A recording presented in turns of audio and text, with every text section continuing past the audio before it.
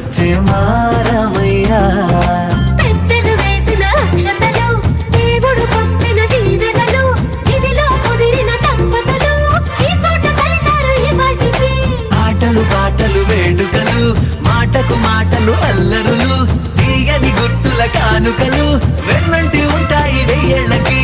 రారండో వేడుక చూద్దాం, ఈ సీతమ్మని రామయ్యని ఒకటిగా చేసేద్దాం, ఆడేద్దాం.